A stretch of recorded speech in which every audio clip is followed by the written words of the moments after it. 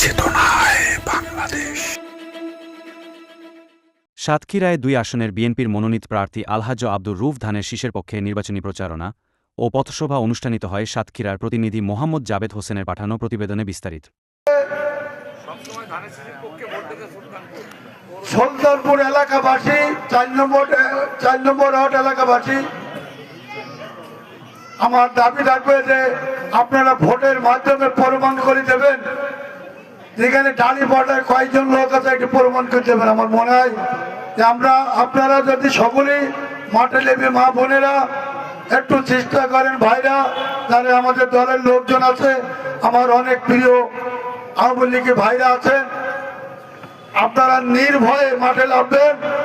কোনো প্রশাসন কোনো কিছু কোনো যদি ডিস্টার্ব করে আমারে বলবেন, ইনশাল্লাহ কোনো প্রশাসন ডিস্টার্ব করবে না। কারণ যাদের নামে কেস নাই তারা ওপেন ঘুরে আপনারা ভোট করবেন।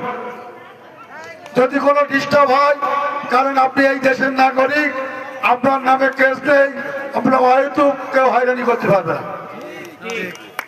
কেস থাকলে সেটা ভিন্ন।